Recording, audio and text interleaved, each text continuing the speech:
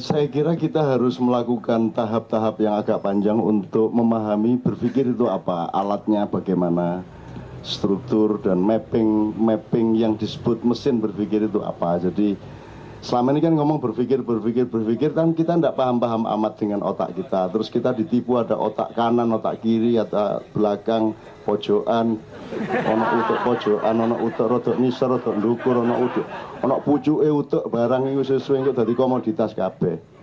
Saya ingin mengembalikan Anda kepada ini bisa pragmatis ya. Anda punya kritisisme pragmatis pakai pikiran yang jujur gitu tok jane ya cukup ya. Tapi kalau Anda mau jadi pakar atau ahlul fikri, artinya tuan rumah pikiran.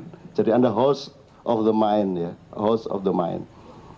Itu Anda kalau bisa gini, kalau saya berpikir ada otak itu kerjanya berpikir, tapi dia tidak bisa berpikir kalau dia tidak berdialektika dengan akal. Nah, akal ini separuh ada padamu, separuh ada pada Allah. Jadi ubun-ubun itu oleh Allah waktu bayi dibikin lemah, sehingga yang paling harus dilindungi dari bayi adalah ubun-ubun. Itu untuk mengingat-ingat bagi para orang tua bahwa yang terpenting pada anakmu adalah kepala bagian atas. Karena disinilah gelombangnya Allah yang nanti kita sebut hidayah, ilham, ada tingkatannya, ada ilham, hidayah itu ada beberapa tingkat, seluruhnya bernama hidayah, nanti ada ilham, ada fadilah, ada maunah, ada karomah, ada wahyu. Ini bukan supply-nya Allah beda, supply-nya Allah sama yaitu hidayah.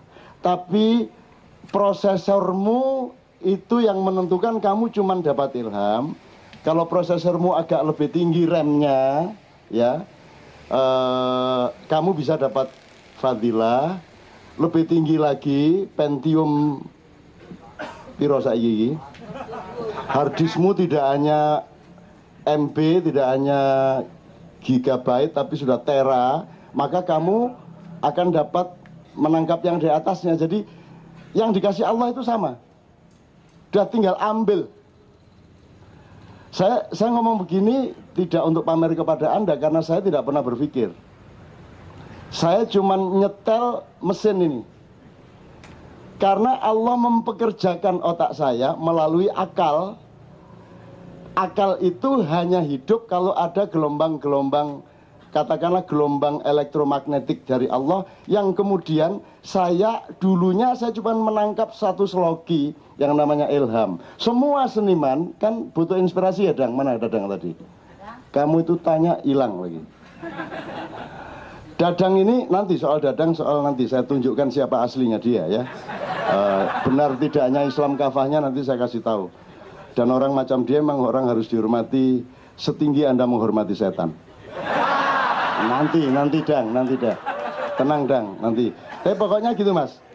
Jadi sekarang Anda suatu hari punya ide pagi-pagi bangun tidur atau pas beol kayak Bu Beben tadi, sama dengan saya, semua dari Allah itu piar setelah kita buang kotoran itu daya serapnya menjadi lebih tinggi.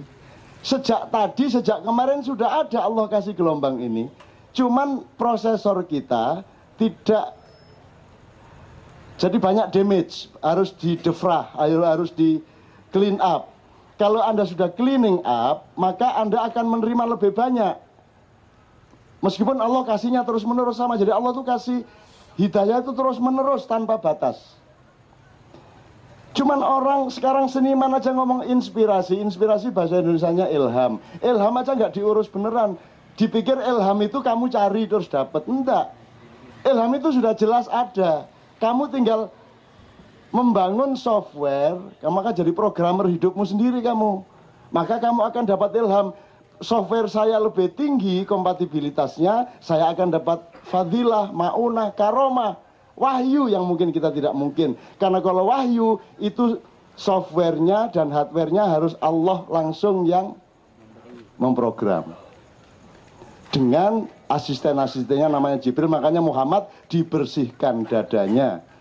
Sesungguhnya yang dibersihkan dadanya itu agar supaya dialektikanya dengan kepala itu menjadi refresh beneran. Dan setelah dibersihkan itulah dia mendapatkan wahyu. Bukan dibersihkan loh Muhammad. Muhammad ditingkatkan softwarenya, di refresh sehingga dia mendapat wahyu. Kita mungkin tidak akan dapat wahyu karena kita tidak bisa refresh sampai setinggi itu. Jadi cara berpikir itu sebenarnya fahami dulu struktur itu. Jadi saya tidak pernah, misalnya saya nulis sudah 40 tahun lebih, dan saya tidak pernah mikir selama nulis. Tanya sama Mas Hedi, ini pimpinan Gatra di belakang saya ini. Dia tahu dari dulu, kenal saya sudah 30 tahun lebih, dan dia tahu saya nulis itu tidak pernah mikir, tak tulisnya gitu tok. Karena yang bekerja bukan saya, kan otak saya bukan saya. Saya kan saya, otak saya kan, tangan saya bukan saya, tangan saya ya tangan saya. Ngerti ya? Maka otak saya juga bukan saya. Maka saya tidak lelah. Sama Ian kayak gini nih, terus sebulan entah berapa kali sampai pagi tidak lelah. Kenapa? Karena saya tidak ikut bekerja. Saya mempekerjakan onderdil yang sudah disiapkan oleh Allah. Yang ada yang langsung Allah program, ada yang saya harus bekerja sama untuk memprogram. Ini kalau mau ruwet deh. Kalau mau ruwet. Tapi kalau Anda tidak mau ruwet, kalau Anda tidak paham ini juga nanti kejebak-jebak. Kejebak-jebak itu artinya Anda gampang gumun, gampang wali. Akhirnya Anda ikut tur untuk mengunjungi wali ke-10, Kiai Haji Abdurrahman Wahid. Terus sekarang ada Wali Songo Jawa Timur. Jadi Wali Songo Jawa Timur itu berarti Sunan Kudus tidak ikut, Sunan Kalijogo tidak ikut, Sunan Gunung Jati tidak ikut, Sunan Muria tidak ikut karena mereka Jawa Tengah. Ini Wali Songo Jawa Timur, jadi kurang 4. Jadi didolek-dolek no papat sopo diwalek-walek no lah. Kiai sopo. Nah, zaman dulu parameter wali itu jelas la ya'riful wali ilal wali. Sekarang yang menentukan siapa wali siapa bukan travel bureau. Travel bureau itu pun siapa wali siapa bukan, yang 9 orang ini ditentukan berdasarkan praktisnya bis mencapai tempat itu. Jadi wali sekarang berdasarkan jalan raya. Kalau jalan rayanya bisa dilewati bis, jadi wali dia. Nah, jadi kalau dulu la ya'riful wali ilal wali, sekarang la ya'riful wali ila travel bureau. Nah, kamu kejebak-jebak nanti tertipu-tipu. Ada orang sengsara sedikit diangkat-angkat. Dulu Megawati tertindas oleh Gus Dur dipresidenkan. Terus SBY ditindas oleh Megawati jadikan presiden. Terus ini ada rencana karena Anas ditindas oleh SBY jadikan presiden. Ngono lho. Jadi kene iki wong gak duwe pikiran. Pokoknya ana wong sengsara didik disembah. Kan gitu. Gitu loh. Terus Anas mau buka soal Senturi, buka soal Ibas, soal Bu Ani Yudhoyono. Wah, iki pahlawan. Sik lah. Bagus kalau dia berani, dan memang sudah saya tantang, ayo tijiti benas, ya. Tapi janjane API biyen-biyen kok buka. Kon iki wis kecekel kayak kebuka. Kan gitu kan? Tapi gak apa-apa lah, tetep bisa dadi pahlawan kon nek gelem, nek wani kan gitu. Nah, kita sering keliru-keliru karena kita tidak berpikir jernih, Mas. Ini yang gede-gede ya, yang gede-gede. Makanya kalau memahami mapping tadi agak lumayan lah. Sebab nanti di tempat akal ini ada yang namanya istikharah. Karena kebanyakan yang kamu pikirkan sesungguhnya kamu tidak benar-benar mengerti. Benar nggak?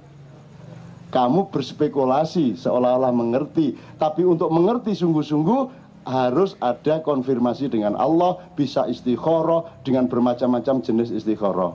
Kapan-kapan nanti kita omongin soal itu. Cari jodoh gitu istikharah. Carane istikharah nek gak iso apal dungane nganggo caraku. Tak kei carane. Wis pokoke nganggo idiom iki engko isu-isu kon ndelok apa ketara wisan gitu loh. Itu soal gampang gitu. Tapi saya kira Anda tidak ada kesulitan mencari wanita karena ya ini Jakarta, jadi saya kira saling memudahkan untuk saling kompatibel satu sama lain. Baik sudah saatnya ataupun belum saatnya kan tetap kompatibel. Ya kalau mudah gini Mas, mosok wong pikiran itu ndak perlu Anda pinter, itu kan kalau pikiran Anda gunakan itu langsung ngerti kok. Misalnya gini, yang disebut kebaikan, tadi kan Anda bilang parameter akhlak itu sudah rusak. Dekadensi itu ya, dekadensi itu maksudnya menurunnya fungsi. Jadi misalnya gini, kiai punya pesantren, terus engko nek ana calon bupati teko dhek terus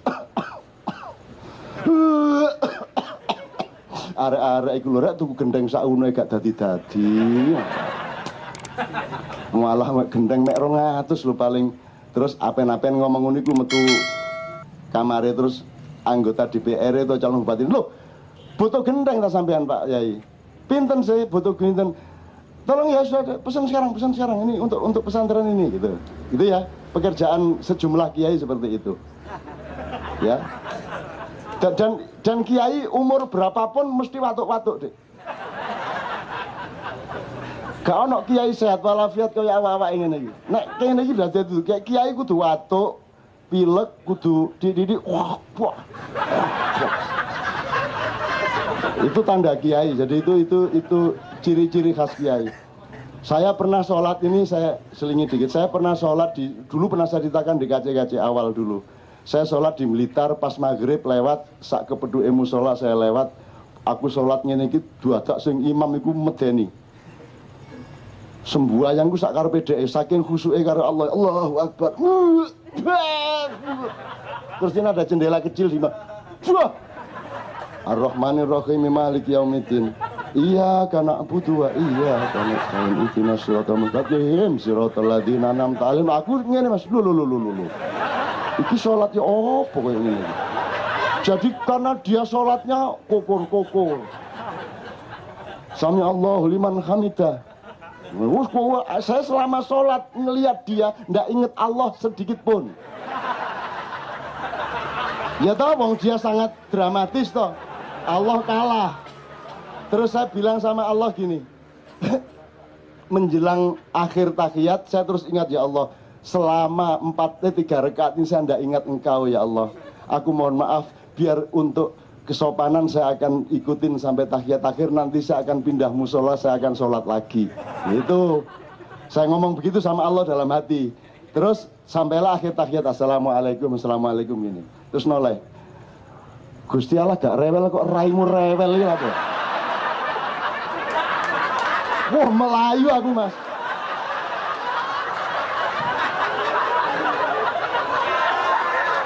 Mati aku. Jadi aku iki mulane aku percaya nek anjen nek cirine kiai ku nek watuk-watuk kukur-kukur niku nek gak masih umure jek 17 tahun lho masih wis mlakune wis arek-arek iku rek gedung situ gak mari-mari gitu ya. Gitu. Nah, yang ingin saya bilang sama Anda, bagi para santri dan kiai, bupati yang baik, calon bupati yang baik adalah yang nyumbang gedung, yang ngasih duit, betul enggak? Dan itu dipercaya betul bahwa itu calon bupati yang baik.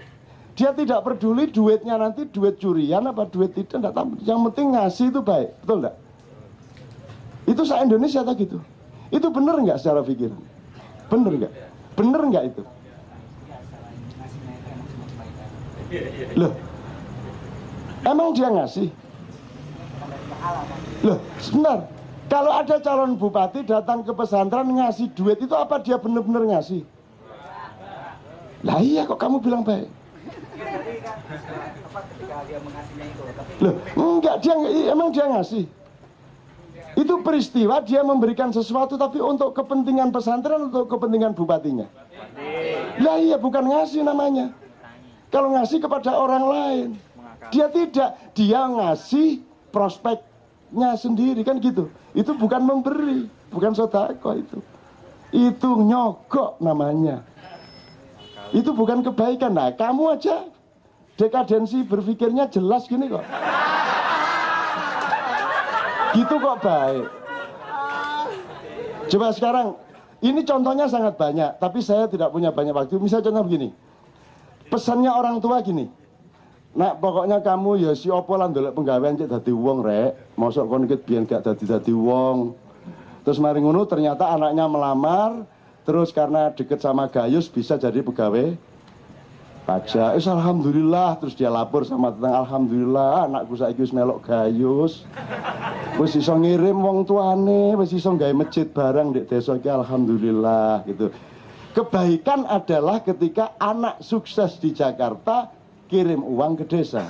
Itu kebaikan. Tidak pernah ditanyakan itu uang halal atau tidak halal. Kan begitu. Maka pesannya orang tua kepada anak-anaknya, sing penting dadi wong rek kon apa jenenge nyambut gawe ya apa carane iso sugih iso anulah cek ana regane Dik tangga-tangga. Sing penting ojo lali salat lho ya. Kan gitu kan? Yang penting jangan lupa salat. Kalau punya duit ya umroh, kan gitu kan? Nah, ini baik apa buruk? Saya tanya sama Anda. Loh, gini loh. Pokoknya kita cari kekayaan, cari karier sebisa mungkin, semaksimal mungkin, asal tidak lupa sholat. Baik enggak? Nah, karena Anda enggak punya wacana. Anda enggak ngerti primer sekunder. Menurut Allah, wabtaghi fima atakallahu darul akhirah walatan sanasibaka minat dunya. Wahai manusia, di dalam perjuanganmu untuk mencari aku di akhirat nanti, jangan lupa nasibmu di dunia. Yang primer yang mana? Loh, ini kalimat Allah ini loh. Dalam perjalananmu mencari aku di akhirat, jangan lupa nasibmu di dunia. Yang primer mencari Allah. Kalau mau dipraktiskan, yang primer itu akhirat apa dunia? Akhirat. Nah, kalau pesannya orang tua tadi? Dunia. Sing penting ojo lali sholat. Nyolong-nyolong gak apa-apa, ya. Korupsi sing akeh, sing penting umroh, ya. Kan gitu kan? Itu kan cara berpikir masyarakat kita tuh. Betul enggak? Dan bagi koruptor kayak apa begitu ngekai duit gawe masjid dadi wong apik tuh.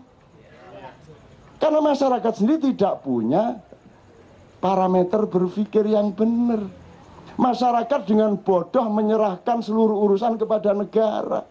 Baik buruk diserahkan kepada hukum. Goblok. Goblok itu. Hukum itu tidak mampu untuk mengurusi kebaikan, kebenaran sampai tingkat yang diperlukan manusia. Hukum itu taunya satu level kecil. Orang nyopet, yang dilihat nyopetnya. Dia tidak pernah bertanya kenapa nyopet. Betul enggak? Karena hukum itu paling rendah. Di atas hukum ada akhlak, di atas akhlak ada takwa, karomah, kemuliaan, dan seterusnya. Gitu loh, Dek. Sekarang gini, Ariel sudah dihukum toh? Sudah dihukum toh? Udah toh beres toh? Sekarang jadi nabi. Ya toh? Sekarang menjadi orang besar. Sekarang menjadi selebritis nomor 1. Kenapa? Lu sudah dihukum kok. Karena masyarakat sendiri tidak punya akhlak. Masyarakat sendiri tidak punya hukuman kepada anggotanya. Kan sebenarnya ada hukuman moral dari masyarakat. Apakah mereka mendapat hukuman moral dari masyarakat? Ariel ini atau siapapun yang pernah bersalah tidak pernah mendapat hukuman apa-apa dari masyarakat. Masyarakat itu lebih penting daripada negara. Tidak ada negara, tidak apa-apa, karena masyarakat tetap ada. Kan begitu. Kalau ada negara, tidak ada masyarakat, juga ada negara. Nah, ada masyarakat masih gak ada negara, ya tetap masyarakat. Lah kok masyarakat menyerahkan kedaulatannya kepada negara untuk segala hal. Terus nanti kamu rewel loh, kok cuman segini hukumannya, kok cuman segini hukumannya. Lah salahmu dewe, kamu sendiri tidak ikut menghukum. Kewajiban negara menghukum secara hukum, yuridis. Kewajiban masyarakat menghukum secara kebudayaan dan moral. Tapi hukuman kebudayaan dan moral ini tidak dipegang oleh masyarakat. Dicium tangannya. Loh, saya tidak anti Ariel loh. Kasihan loh Ariel ditempatkan di tempat yang tidak semestinya. Maka kalau saya menyebut Noah, saya tidak Noah. Itu Noah, jelas Noah loh, gini Noah gitu. Ya yes, gak apa-apa lah, itu tadi ya kasusnya Noah. Mulanya aku nyebutnya ya tegas Noah gitu. Itu kalau saya. Loh tapi saya enggak masalah. Enggak masalah. Nah anjane kon koyo ngono ya monggo sakarepmu gitu loh Mas ya. Jadi ngerti ya Mas ya. Pokoknya Anda yang saya sebut kesehatan letaknya di dalam berpikir yang benar. Kalau berpikirmu tidak benar, itu calon sakit sudah. Kamu lihat aja. Dalam bidang apa saja. Termasuk tentang badanmu sendiri. Gitu loh Mas. Berpikir benar itu ya belajar setiap hari. Dinilai kayak tadi itu. Mana primer, mana sekunder, gini itu baik atau tidak. Kan sekarang orang udah nggak tahu bahwa itu jelek. Orang udah nggak tahu bedanya kapan malu, kapan bangga. Terus kata para wartawan, budaya malu sudah kikis kan gitu. Itu kan outputnya. Inputnya kan tidak memiliki ilmu, tidak memiliki cara berpikir untuk membedakan kapan kamu bangga dan pada peristiwa apa kamu malu. Sekarang kan ketika dia harusnya malu malah bangga kok. Ketangkep korupsi. Ngene. Lagi neng pecah ndasa iki. Jadi tiap hari kita pecah kepala kalau kita tidak pinter-pinter mengelaborasi kembali secara intelektual. Jadi tiap hari kita harus melakukan perjuangan di dalam kepala kita sendiri. Kalau enggak kan bingung kita.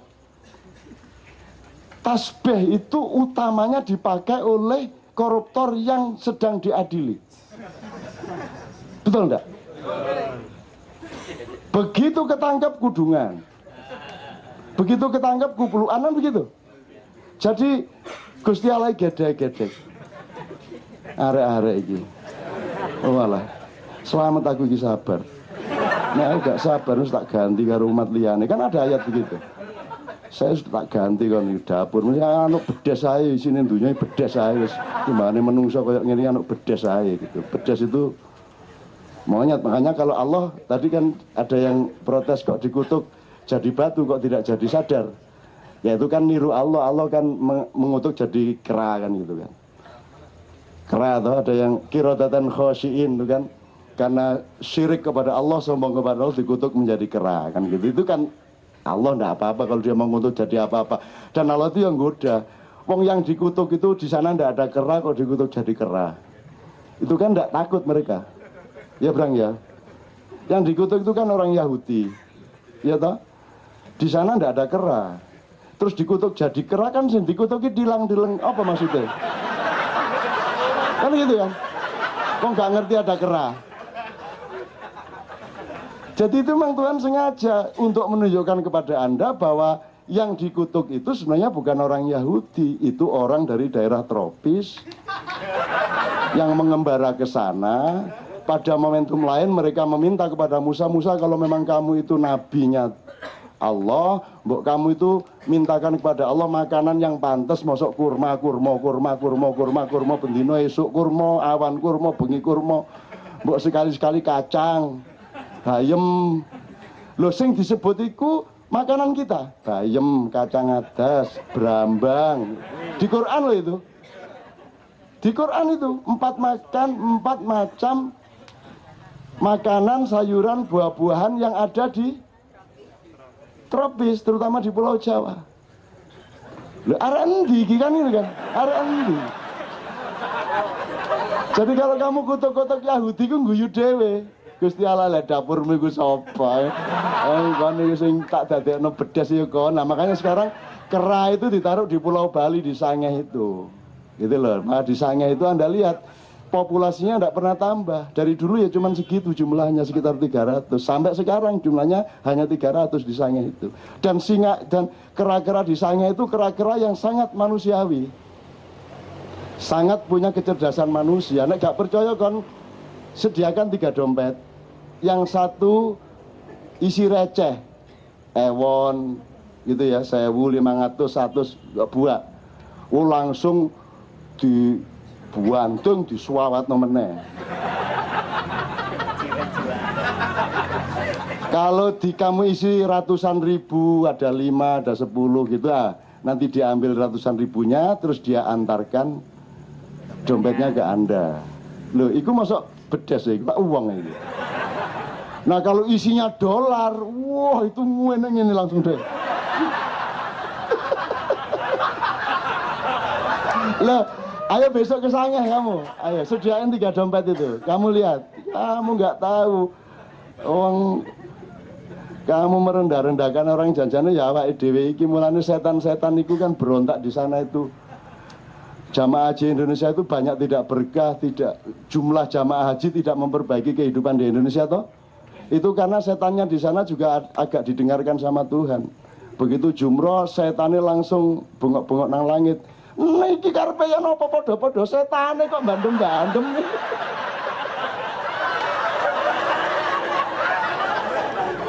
Untung loh mereka tidak diizinkan Allah untuk agak eksplisit.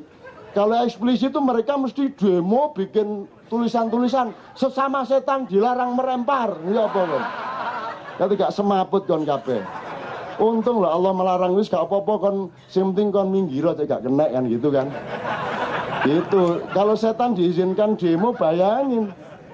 Terutama Dadang pemimpinnya paling depan itu.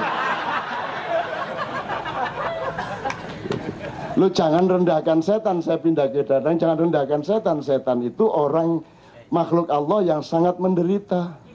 Makanya kurus toh. Karena dia tidak diberi kesempatan untuk menjadi manusia. Dia diberi peluang hanya untuk menjadi trainernya manusia. Dia orang yang mengkursus manusia untuk menjaga dan membangun akhlaknya. Dibutuhkan sparring partner yang namanya iblis dan setan. Nah mereka tugasnya tugas yang penuh penderitaan. Maka mereka tidak masuk surga, tidak masuk neraka. Nggak ono ceritanya iblis dijanjikan Allah masuk neraka. Yo gak kerasa podo genine kok. Kan begitu. Jadi Dadang itu menjalankan Islam secara kafah. Karena dia sepenuhnya menjadi Dadang. Seadanya ya seperti itu. Kafir loh. Kafir itu artinya petani loh, angel meneh tadi. Kafir itu artinya menutupi, cover bed. Cover bed itu kain untuk menutupi kasur. Jadi kata kafir sudah menjadi bahasa Inggris. Cover bed, to cover itu untuk menutupi. Yang melakukan namanya kafir. Kalau pekerjaannya kafaro yakfuru, adjektifnya kufron, kan gitu kan.